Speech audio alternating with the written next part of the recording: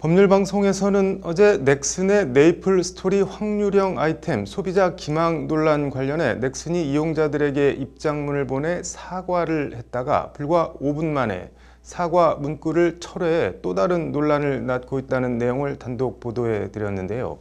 이와 관련 넥슨은 법률방송 보도가 나간 몇 시간 뒤 메이플 스토리 디렉터 명의로 죄송하다는 공지문을 홈페이지에 올렸습니다. 법조계에서는 넥슨의 사과와 별개로 사기 등 민형사상 위법 소지가 높다는 의견이 지배적입니다. 왕성민 기자가 취재했습니다. 넥슨이 메이플 스토리 확률형 아이템 관련 소비자들을 기망해온 데 대해 이용자들 커뮤니티에 사과 문구가 포함된 입장문을 보냈다가 무슨 이유에선지 불과 5분 만에 사과 문구를 철회한 입장문을 다시 보내 이용자들의 질타가 쏟아지고 있다는 어제 법률방송 단독보도 유튜브 영상입니다. 오후 4시 현재 550개가 넘는 댓글이 달렸는데 넥슨의 행태를 맹비난하는 성토가 쇄도하고 있습니다. 법률방송은 앞서 이틀 전에도 넥슨이 메이플 스토리 확률형 아이템 관련 이용자들이 가장 원하는 옵션이 안 나오도록 설정해 놓는 등 슬롯머신으로 치면 3-7이 없다는 사실을 숨기고 강화 아이템을 판매해 사실상 이용자들을 기망해왔다는 내용을 단독 보도한 바 있습니다. 이런 가운데 그나마 형식적 사과 문구마저 보냈다 철회한 데 대해 네티즌들은 영화 아저씨의 넌 그 애들에게 사과를 했어야 했어라는 원빈 대사를 인용해 넥슨 하는 짓이 깡패네 라는 등 맹비난을 쏟아붓고 있습니다. 5분 만에 수정한 거 보니 아주 진심이 1도 없이 간만 보는 듯 아주 갈 때까지 가는구나 징글징글하다 같은 원색적인 비난이 쇄도하고 있습니다. 집단 소송이라도 당할까봐 법 자문받고 사과 철회했네처럼 넥슨의 행태를 비꼬는 글과 개, 돼지 탈출하세요 같은 일종의 불매운동을 제안하는 글들도 눈에 띕니다.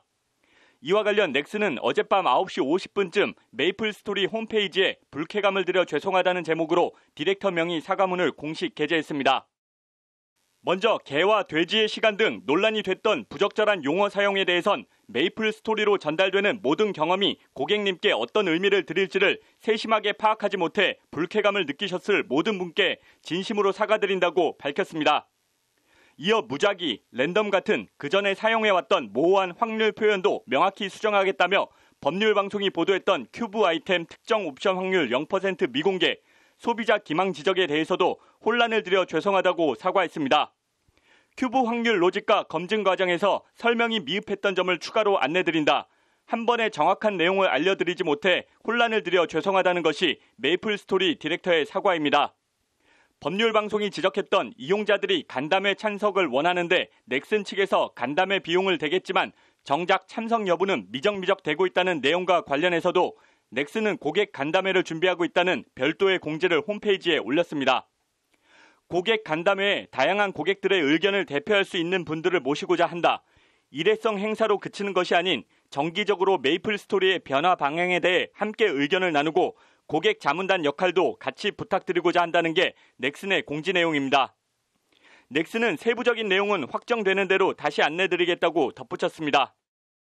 이전보다 진전된 넥슨의 입장 발표와 별개로 넥슨이 그동안 특정 옵션이 나올 확률이 0%였다는 것을 이용자들에게 공개해오지 않은 것은 사기죄 성립 가능성이 높다는 것이 법조계의 중론입니다.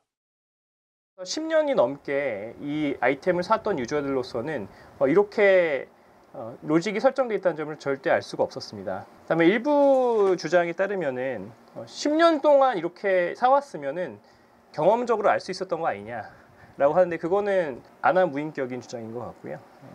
제대로 된 설명은 아닌 것 같습니다. 특히 넥슨 측의 적극적인 기망 행위가 인정될지 여부에 대해서도 인정될 가능성이 높다는 것이 블록체인 기반 4차 산업 관련 자문을 많이 수행해온 권어훈 변호사의 설명입니다. 소비자들이 10년 동안이 넘게 사왔다는 것이 와 있고 그다음에 예를 들어서 커뮤니티 활동을 하면서 계속해서 의문을 제기했을 텐데 거기에 대해서 제대로 된 답변을 안 하면서도 그냥 계속해서 판매를 해왔다는 거는 메이플 스토리 입장에서 적극적으로 예를 들어서 잘못된 정보를 개진했다고 볼 수도 있고 또는 알면서도 그냥 가만히 있었고 이미 착오에 빠진 상태의 유저들을 이용했다. 그렇게 해서 사기로 나아졌다. 이렇게 볼 수도 있습니다. 권어훈 변호사는 다만 민사상 실제 손해액 환수와 관련해선 이용자들이 원하는 아이템이 나올 확률이 제로라는 걸 모르는 상태에서 해당 옵션을 뽑기 위해 지출한 비용을 입증해야 하는 문제가 있다고 지적합니다. 민사상 손해배상 청구는 가능할 것으로 보입니다.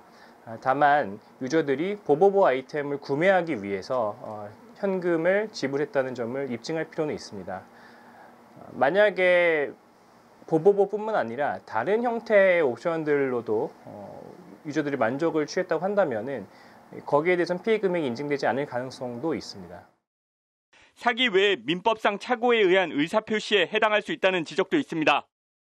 사실은 뽑기를 내가 아무리 하더라도 보보보라는 공격을 3번 강화할 수 있는 그런 결과물이 안 나오는 어떤 그런 시스템이 장착되어 있는 상황에서 그런 사실들을 모르고 이제 이걸 구매한 거기 때문에 민법 제110조의 사기에 의한 의사표시 취소 문제나 민법 제109조의 착오 의사표시 취소 문제가 있을 수 있고, 이 경우 넥슨 측에 불법 행위로 인한 손해배상도 청구해 볼 수 있다고 김민규 변호사는 설명합니다. 그리고 또한 이처럼 사기에 의해서 말하자면 이제 뽑기 구매자들한테 확률에 대한 사실들을 명확하게 고지하지 않고 뽑기 구매자들을 하여금 착각을 고의적으로 불러일으키게 하는 방법으로 이용권을 판매한 것은 또 다른 고의에 의한 불법 행위가 될 수 있기 때문에 거기에 따른 손해배상 책임도 질 수 있습니다. 넥슨이 어제 발표한 입장문에서도 관련 사안에 대한 보상 문제는 빠져 있어 넥슨 측의 추가 조치 여부에 따라 실제 집단 법적 분쟁으로 번질 가능성도 배제할 수 없습니다. 법률방송 왕성민입니다.